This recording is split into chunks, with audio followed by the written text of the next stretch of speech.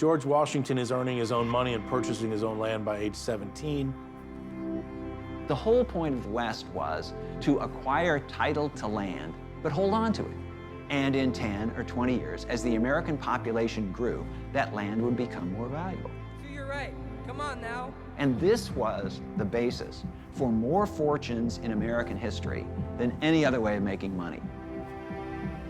If you have land, even if you are an ordinary person, if you have plots of land, you can grow your own food. You had what would be called independence. So for Washington, having lots of land was important.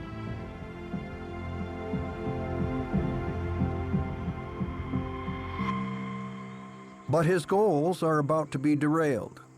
In 1763, a new royal proclamation poses a direct threat to Washington's investments. To avoid another expensive war on the frontier, King George III bans colonists from buying or settling land in the West. What it does, essentially, is to run a boundary down the crest of the Appalachian Mountains. Everything west of the Appalachians is Indian country, and that land is off limits to British subjects.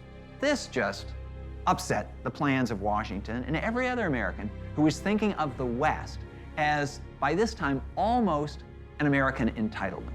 He owns about 60,000 acres of land that he's acquired through his service for the British in the French and Indian War. But in principle, it's saying all the land you have out there is worthless.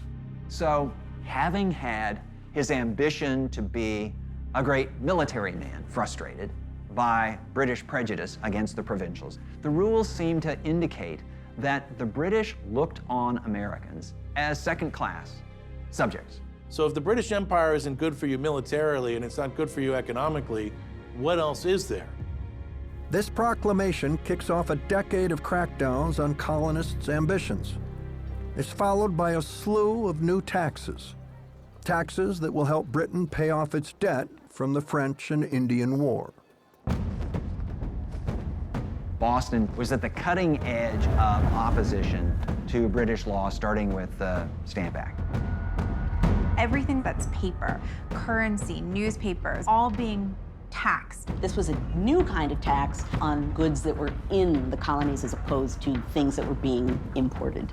That shift, it alarmed Americans. The colonists adopted boycotts in which they would not consume British goods. The colonists are sending petitions. There is troops sent up to Boston.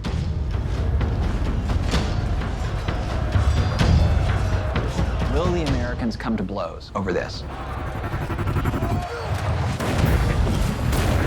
The Boston Massacre.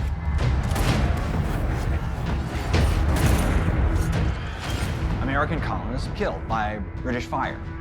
You then have events like the Boston Tea Party, which is a protest against a tax on tea. And then the Intolerable Acts. Punishment for the Boston Tea Party. Strike America like the blow of a hammer.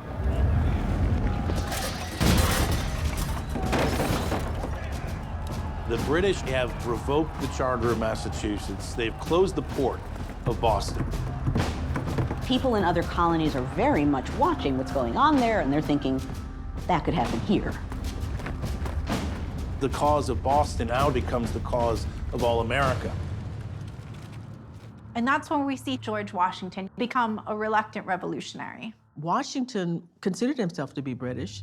He wanted to be a part of that imperial world. But when that fell apart, it's the kind of thing where you could only hate something that you had loved a lot. You could argue that the British Empire slowly built the man who would destroy them from the inside out.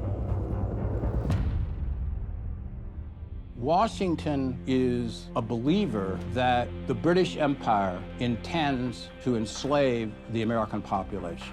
He sees an orchestrated plot in the sense that we no longer have control over our own domestic policy. The delegates are divided on how to proceed. While some want to keep petitioning Parliament, others are pushing for more radical action. The colonists are demanding their rights and actually initially trying to use the system that's in place to get their rights. Sending petitions, traditional protests, doing the things you do as a colonist to express your needs and your demands. Finally, the Congress agrees to an all-colony boycott of British goods, a move designed to pressure Britain to repeal their taxes and remove troops from Boston. Though revolution is still not a word uttered publicly, Washington is not convinced it can be avoided.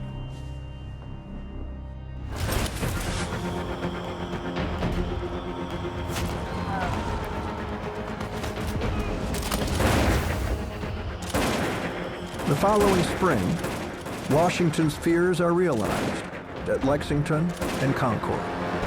Lexington and Concord shocked Americans. That really stunned them.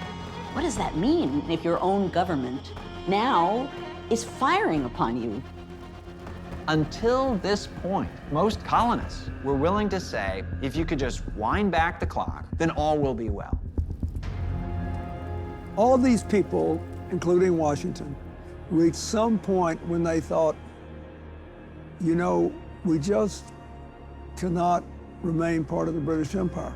We can't do it. By the time the Second Continental Congress convenes 3 weeks later, the time has come to put down the quill and pick up the sword. The question is, who will lead the charge?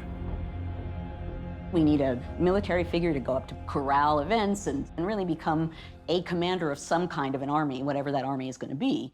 And they need somebody who will both be reliable politically, somebody who won't be at risk of trying to make himself a military dictator, but somebody who has the basic skills and knowledge to lead an army. And it's a pretty short list of men in North America who meet both of those requirements.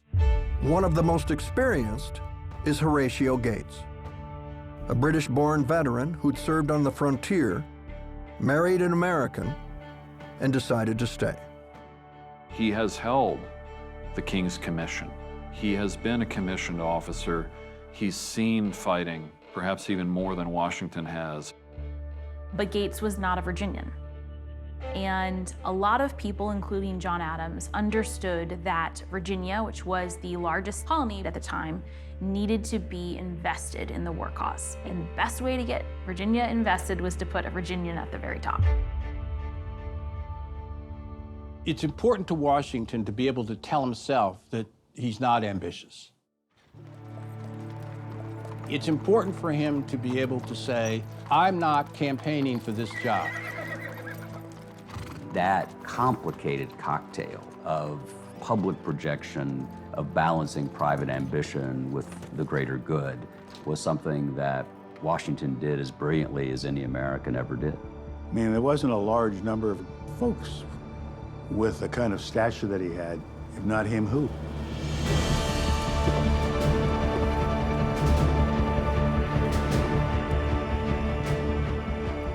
Washington, one of Virginia's delegates to the Second Continental Congress, shows up wearing a military uniform.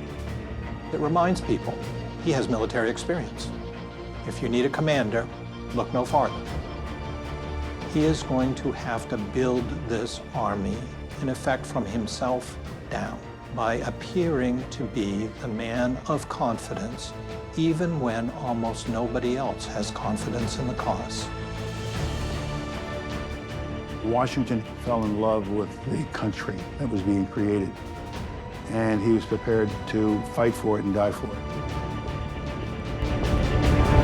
He passionately believes in the cause. He believes that as a virtuous man, he must set all of his skills, all of his abilities, all of his resources at the service of his countrymen. But he recognizes whoever leads this army is more likely than not to lose his life, to lose his fortune, and to lose his reputation. This is not a position of glory. Washington always defined greatness as a willingness to do things not for yourself, but for others. And so every fiber of his being said he must do this.